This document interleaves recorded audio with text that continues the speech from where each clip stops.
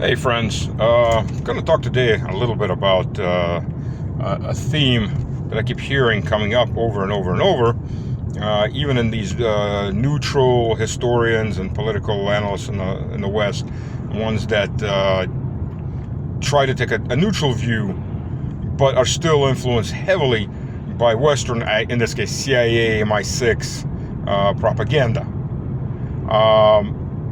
The Soviet Union, after Lenin died and Trotsky went into exile and created the neocons, the Soviet Union was not out to conquer the world. Stalin went into a theory of one nation communism, and the Soviet Union was never communist. Nobody's ever created communism. That's basically a pipe dream. It was very, very socialist. It was an extreme socialist nation. As opposed to the Nazis, who were socialist light. Basically, Nazism built on fascism was big industry in bed with big government. It takes big government to hold fascism as an economic form in place. It takes big government to hold communism, or the dream of communism, as an economic form in place. That's just the way that runs, because you have total basic control over markets. On the one hand, you have control over markets with communism in the form of the direct government control, while in the form of fascism, you have control over markets usually through oligarchs that answer to the party. And that, by the way, the new economic plan, if you really look at it, was exactly that. Because Lenin said, we will control the heights of industry, which they did. And they used it was mixed. There was some government direct control, some through oligarchs who were loyal to Lenin, were in place while mom and pop businesses were allowed to set up and flourish. Stalin stopped that, unfortunately, in this case, because at least that form was much more stable than what they went for, economically speaking. Much more responsive to market needs instead of absolute centralized planning. Anyways, Stalin, on the other hand, Trotsky wanted world revolution. He wanted to throw, if Trotsky came to power after Lenin, there wouldn't have been anything left of Russians, because we were all the wood for the fire of world revolution. He would have sacrificed all of us and everyone else for his insane dreams, which got passed down to the neocons. Think about that. Whether those neocons are in the Democrat or Republican Party, one party, two wings of the same bird, does not matter. So think about that one, if you haven't yet. So Stalin believed in building communism in one nation as an example. Yes, they supported parties, pro-Soviet parties in different countries. They even supported some revolutionary movements. But overall, they weren't any more, probably much less active than the CIA in its endeavors, and MI6, formerly SAS. So there's that. In run up to World War II, as a matter of fact, when the Western powers chopped up Czechoslovakia and gave it to Hitler, to his close allies Poland and Hungary, and then made that Slovak vassal pseudo-republic that then served the Nazis. Stalin had a mutual defense pact with Czechoslovakia. Unfortunately, he didn't have a mutual border. So he tried to rally France and Germany, the very nations that then chopped up Czechoslovakia, to defend Czechoslovakia. I mean, they chopped it up so badly, the prime minister of Czechoslovakia was sitting in the corridor waiting to hear what was going to be left of his country. History, ladies and gentlemen, history. What you're not going to get taught by the grandsons of the very people that did this, or sometimes their sons, or sometimes maybe even them, depending on how really old they are. So, on top of that, when Stalin asked permission from Poland to move his forces through Polish territory to defend Czechoslovakia, Poland told him it would be an act of war. Absolutely not. Of course, Poland's getting a chunk of Czechoslovakia, so of course they had no interest in this.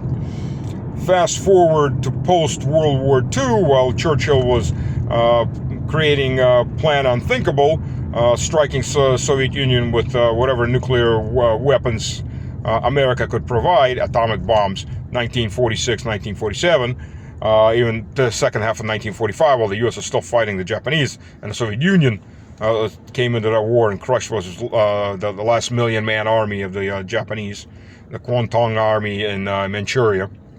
Did it in 2 weeks. By the way, the 2 weeks after the bombs were dropped on Hiroshima and Nagasaki. Also took back the Kuril Islands, was getting ready to invade the northern home islands, which is why the Japanese finally totally surrendered unconditionally.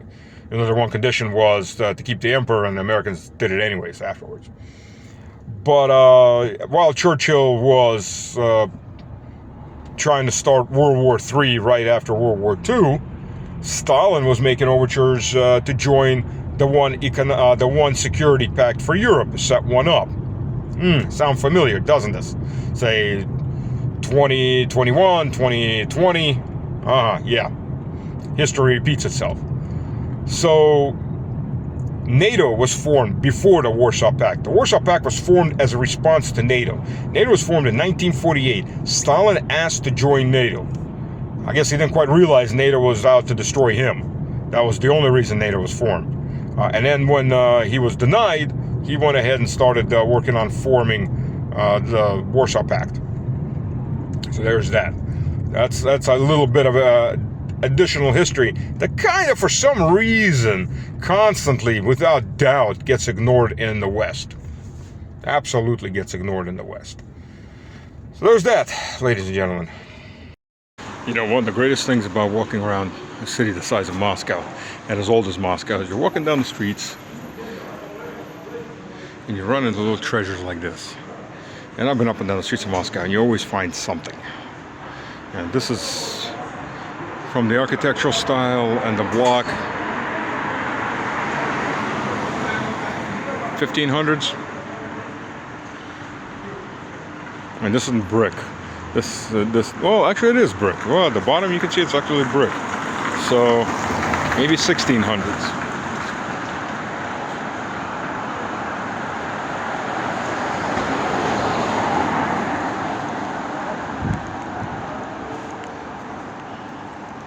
Yep, it's brick. So I was mistaken, it's not block, it's brick. So this is 1600s. Look at those doors. The steel they made, even if it rusted a little bit, it doesn't rust anything like the steel that they make these days.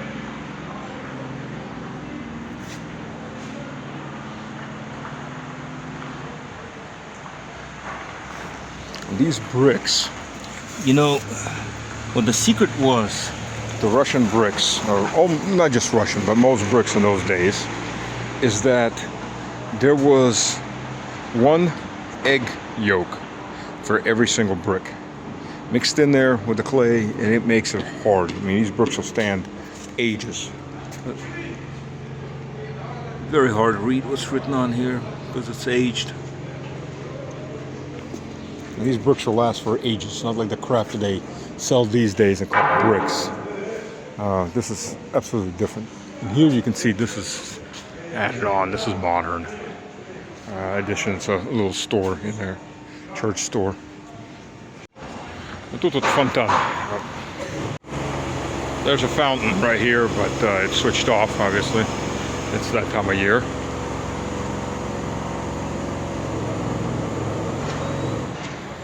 And that's new construction. They're basically taking the old buildings, they're keeping the facade of the building, gutting it, and setting up a new building inside. So, expensive new apartments, if you can afford them.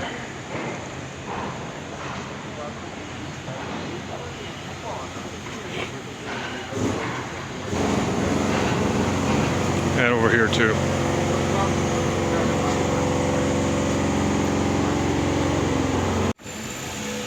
So this is what's going to be here after they're done. Rose-colored church is right over there.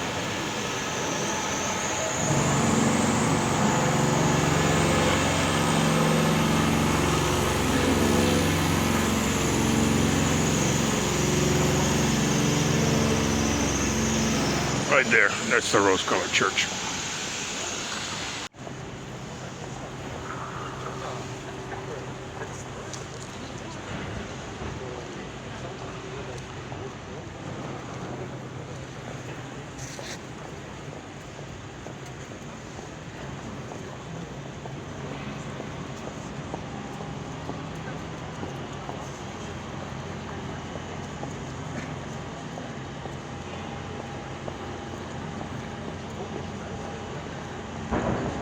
So this is a present from Greece to Russia.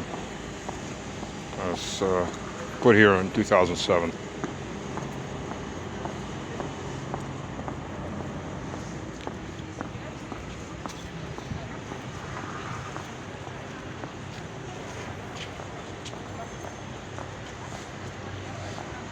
You know, it's a theme I'm going to talk about real quick, is the Third Rome. The theory of the Third Rome. Third Rome is the last Rome, and there will never be a fourth. So Third Rome, it was the last holdout of Orthodox Christianity and sovereignty. When all Orthodox nations other than Russia were under the yoke of either the Catholics or the Turks or the Persians. Russia was the last holdout. A lot of Greeks, and I went to Greek church, 2 Greek churches in America. A lot of Greeks misunderstood the Third Rome, or maybe they've been poisoned to misunderstand what the Third Rome means, and they are envious and covetous that Russia claims itself as the Third Rome. That, oh, you're claiming to be the only real Orthodoxy, or some other silly crap like that. They don't really understand at all what the mission of the Third Rome is. The Third Rome isn't there just to protect and save Orthodoxy in a separate nation. Far from it. The mission of the Third Rome is to reinstate Orthodoxy. One is to reinstate it through the Orthodox countries by reinstating their sovereignty, which Russia did in Greece. It did in Wallachia, which later got renamed as Romania. It did in Bulgaria. It did with the Serbs, the Macedonians, and did with Georgians, who were on the brink of extinction between the Persians and the Turks. So this is the mission of the Third Rome. One is to reinstate Orthodoxy everywhere it was and to spread Orthodoxy to the place that it was not. And additionally, more importantly than that, the mission of the Third Rome is to reinstate the Second Rome, the Byzantine Empire, and to save the First Rome from heresy. So, save the Second Rome from the infidel and save the First Rome from heresy. That is the mission of the Third Rome. Now think about that. That is the civilizational, historical mission of the Third Rome, Russia. And by prophecies in the Orthodox Church, it will be carried out. So the third topic today we're going to talk about is Trump's $2,000 per family giveaway. I'm sure, people get $2,000 and go, yeah, that's great. But here's the drawbacks. Okay, so middle and lower class. Let's just play four member families. Average 70 million families. That's $140 billion. That's, by the way, all the that is everything that Trump has taken up in tariffs. Tariffs being a tax on the consumer. The consumer, it gets screwed because he winds up paying more. And by the way, if tomorrow the tariffs go away, the prices will lower. They just won't lower all the way back. There's a sticky portion of that price increase that always remains. So, additionally, $140 billion pumped into the economy all of a sudden. Guess what that creates? That creates more inflation. So everybody runs out after to do a quick spending spree, as they will. For supply chains that have already been adapted downwards because people are, for the last 8 months, have been buying less and less. And suddenly there's a big demand and there's not that as many goods as there used to be. So prices will go up. You get inflation. You get a small dose of copium drug pumped into your veins, and then you get reality when you sober up. Prices go up, everything goes up. So that's not really a good idea. Of course, Trump is doing that to get the public on his side against the Supreme Court, which wants Trump to give back all the money in the tariffs, which is also impossible if you think about it. Who do you give the money back to? Okay, let's just begin with that. Whom do you give the money back? They're going to say the importers. Okay, you can give the money back to the importers. You're not going to give the money back to any of the countries that are producing these goods because they didn't pay for it. You give the money to the importers. Okay, but here's the problem. The importers didn't pay in the end because that all gets passed down in the end to the consumer. Well, okay, so this is basically giving the money back to the consumer, but in one big burst, which will cause quite a bit of inflation. Yeah, you see how screwy all this gets. But let's look at another thing about America first with these kinds of tariffs. As I've said before, tariffs, and I said this a long time ago, so people may not, a lot of new people wouldn't know, have heard me say this. Tariffs are good when properly used. So here's the thing.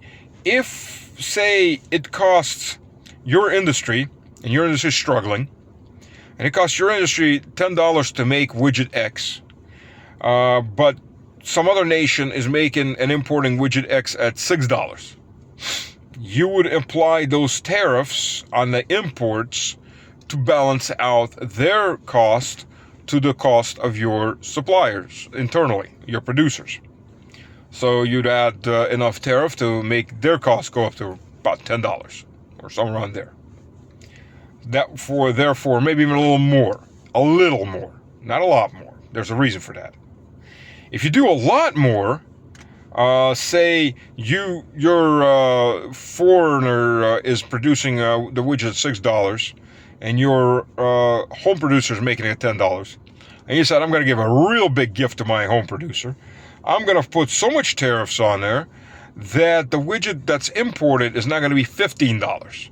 See, my $10 local supplier producer is going to be thrilled, and he'll maintain prices at $10 and get a lot more orders. Well, no, it doesn't work that way. Because if all of a sudden my main competitors have gone up to $15, sure, I'll be cheaper than them. I'll go up to $14 and just make more money. That's how things work.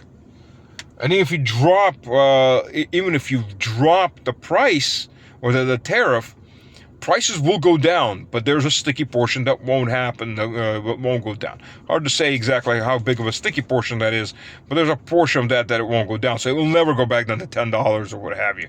It'll maybe go down to $12. But in the end, you'll find a new point that's higher because the people have partially because the people have gotten used to paying more. And they'll feel like they're paying less, but they're still paying more than they were paying before. Then there's the asinine way that, so you can do the tariffs to even out so that your internal producers have a fair playing ground, and they can compete equally with the foreign producers. You see how that works. That way, your guys are not being forced out of business by foreigners, and your people aren't paying a whole hell of a lot more. And that even if they pay a little more, it's offset by the fact that it's labor, the labor is done inside the country, taxes are paid inside the country, your workers get salaries and they spend money. That offsets a little bit more of a high price increase as opposed to, say, the imported widget, where that money, half that money or more is going out of the country. So there's no velocity of cash going through the economy. The problem with the way Trump has done it too is that it's blanket stupidity in that American producers are now even more incentivized to leave the U.S. if they have a market outside of the U.S. Now, if they're producing that widget and they're having to import components for that widget from outside of the U.S., and that country is tariffed, of course they have to pay tariffs on those components that they didn't have to pay before, so their prices go up. Now, if they're only selling inside the country, they may still be coming cheaper than the super tariffs that have been slapped across for the country that's producing the components for widget X and widget X itself. The problem becomes if they have a market outside of the U.S. because they're having to pay tariffs on those components, so their prices go up. So the country that produces widget X, it may have already been producing cheaper, now it's going to be producing a lot cheaper, and they can outcompete. So the question becomes, for every factory, how big is my external market? How big is my internal market? If leaving the country and paying those tariffs on importing widget X that I used to make in my country back into my country is worth not losing the rest of the world market. So there's that. There you go. There you go. And I guarantee you that $2,000 per family check, if it comes, that's going to be debt financed. That's not going to come out of whatever Trump is selling on getting on the tariff tax, because that's what it is on the consumer. So it's just going to gets added on to the debt at the end. Another 140 billion here, another 140 billion there. I mean, you're not talking real money or anything, and you're not. You're talking electronic money for the most part. So this is going to cause more problems. Yeah, it'll be a quick hit of the copium narcotic for everybody, but in the end, it's going to devalue your cash. It's going to cause inflation. Your salaries will get even less purchasing power, and after that short euphoric hype, you're going to get poorer. That's how things work. Yeah, I know, you don't want to hear that. Nobody does. But that's how the system works. The people who first use the cash have the most benefit of it. As the money goes through a system, it leaves less and less of a benefit. You know, there's actually a study on how much $1 or euro, whatever, of your currency produced by the government, printed in other words, will increase your economy. And the problem with that is it's like a narcotic. The first hit is pretty strong. Every following hit gets weaker and weaker, so you have to increase the size of the hits. The US dollar, for every US dollar created, it adds about a penny onto the GDP. Now do the math. That's right. It's basically gone terminal. You get to a point where you can just print, and it doesn't do anything. That's pretty much where we're at right now with the U.S. economy. Nobody has nobody has taken the sovereign debt crisis off the schedule. It's still going, which is costing more and more money in debt to service the debt that gets rolled over, or new debt that's created. Percentages go up. And that's where we're at right now. That's where we're at right now. Unfortunately, but there is no free lunch. There's a good Russian saying: "Бесплатный сыр, только мясорубок." Free cheese is only in the mousetrap. And you all are in one big mousetrap.